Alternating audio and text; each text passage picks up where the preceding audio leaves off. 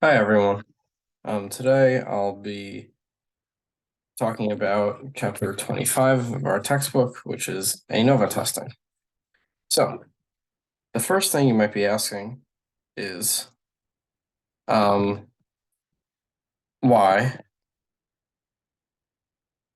Why don't we have T and Z tests for 3 or more samples? We have a 1 sample, we have a 2 sample, but why don't we have 3, 4, 5, etc.? The reason is it's low power, where power is probability of the right answer or the correct decision. So obviously low power is bad. That means there's a higher chance of getting a bad answer. So we want to compare a bunch of means.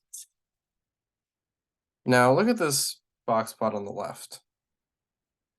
Now, if we look at these, assume that these are like normally distributed or nearly normal, then these medians are roughly equal to the mean. We can say, they're all between roughly 30 and 40 on this box plot. They're probably pretty close, right? But look at this right chart. This is when we look at the variation among the groups. Now, here, it is much more apparent that the group means are different. And this is the point. By looking at the variance, we can generalize a t-test to n samples. So, we are analyzing the variance, so our test is called analysis of variance test, or ANOVA. So, as I said, the null hypothesis is that all group means are equal. If you want to write this as symbols, which I don't recommend, you'd say mu1 equals mu2 equals up to mu(n).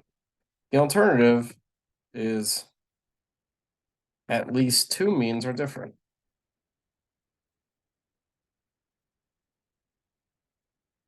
And symbols, that means we have one not equal sign. Now, one drawback of the ANOVA is we don't know which 2 means which means are not the same. That requires a different form of testing, which I won't be covering in this video. And for my class, that won't be an issue. But yeah, we don't know which means are different, just that they are different. In my mind, the point of hypothesis tests is it's justification for further research. Once we do this, after we get our samples, we do this test. If we reject the null hypothesis and conclude the alternative, then that gives us, grounds to do future testing where we try to see which means are different. So, next thing we want to talk about are the assumptions and conditions. The first is the independence assumption. This is for every single hypothesis test. We need a random sample. Next, we have the equal variance assumption. However, the condition for it is going to be a little different. Called the similar spread condition. What this means is we look at the box plots, we're looking at this left one, and we want to see if the total variation, isn't too bad.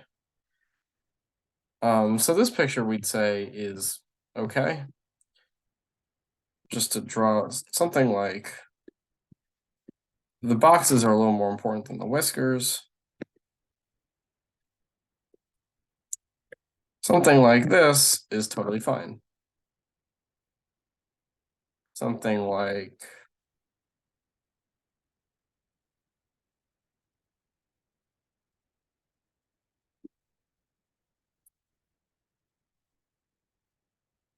this is bad. If it's like telescoping out, that's bad. Or if there's some kind of pattern to the spread. So in a sense, not unlike the does the plot thicken condition.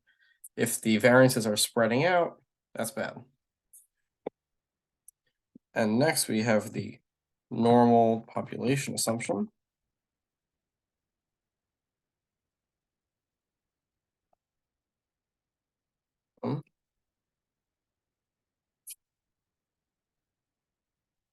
Just to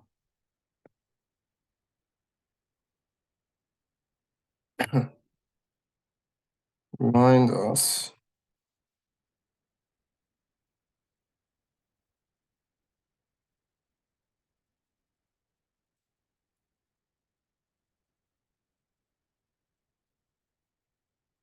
we have randomization condition, similar spread, and the nearly normal condition. This is for the histogram of residuals.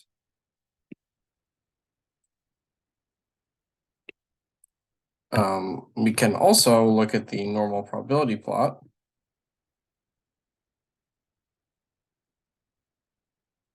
If this looks something like basically a straight line with a few tails is okay. Something like that also is for this condition. So now we get onto the test. Now, we look at a new type of distribution called the F distribution. It is right skewed. It looks something like this, so it's unimodal and right skewed. It has two different degrees of freedom. So I'm going to write it F T comma E. T is for treatment, and E is for error. So the F distribution is a ratio of what we call MST over MSE. This is called the treatment mean square. And this is the error mean square. What these are the denominator is the variation within a group. This is the variation between groups. So it's a ratio of how much a sample varies just within its own data and in comparison to the other samples. So the smallest this can be is 1. So if F is near 1, we fail to reject the null hypothesis. So the farther away it is from 1, and it can only be positive, the more likely we are to reject the null hypothesis. The denominator does not depend on the null hypothesis. It's just simply the variance. And the numerator is what we call the pool variance.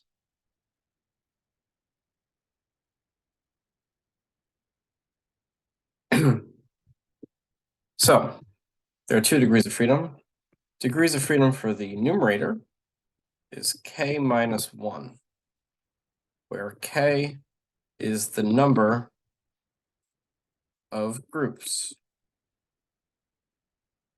Degrees of freedom for error, there are 2 formulas. The main one is capital N minus k, where capital N is the total number of observations. Basically, all the sample sizes added up. And k is the same thing as above. If every sample has the same size,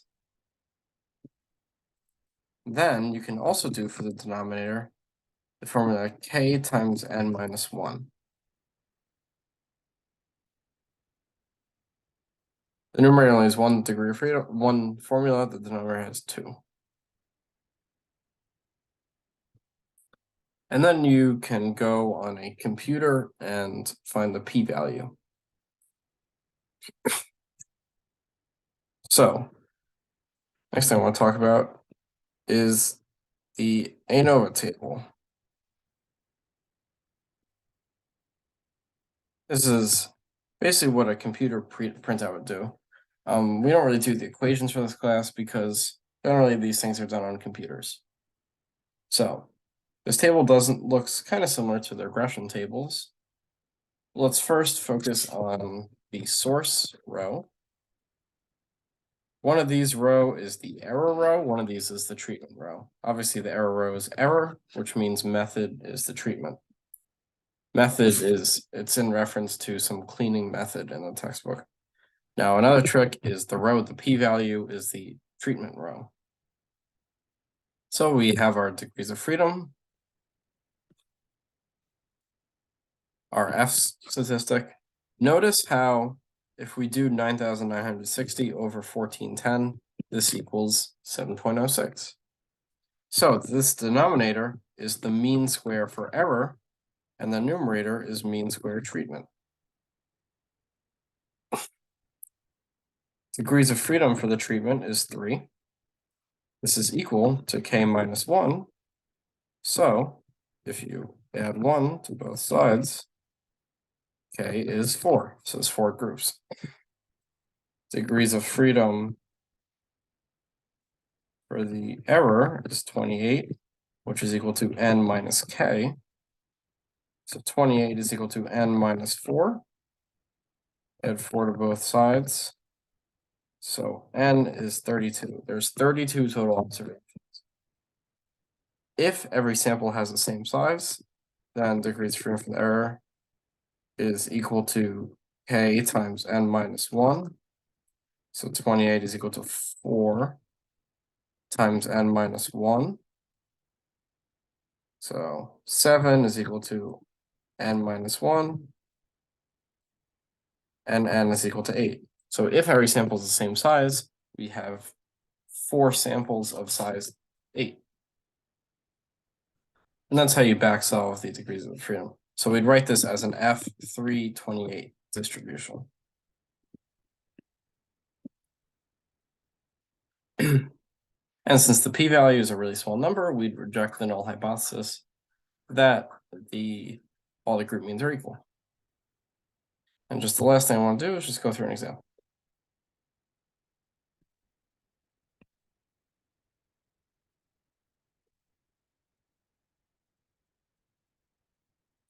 Okay. To shorten the time it takes him to make his favorite pizza, a student designed an experiment to test the effects of sugar and milk on the activation times for baking yeast. Specifically, he tested 4 different recipes and measured how many seconds it took for the same amount of dough to rise to the top of a bowl. He randomized the order of recipes and replicated each treatment 4 times.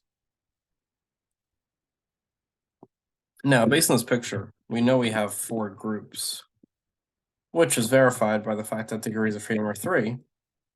So DFT equals 3. 3 equals k minus 1, so k equals 4. Now we have these box plots. These don't look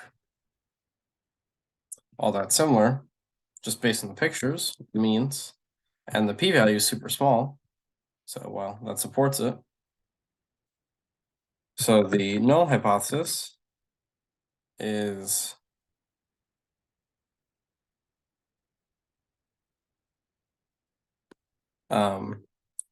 the yeast activation times are the same.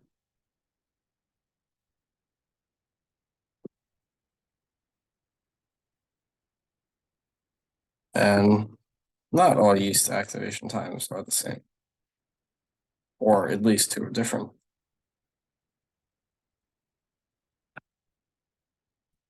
Then our F statistic is 44.7392 with p less than 0.001. So we reject the null hypothesis. And part C, I talk about, because for our class we don't. But you'd say yes, you could follow it up with a study, because now that we know that some of the means are different, we'd want to find out which ones are different. So yeah, I mean, that's basically it. So that is ANOVA testing. If you have any questions, feel free to send me an email, and have a great day.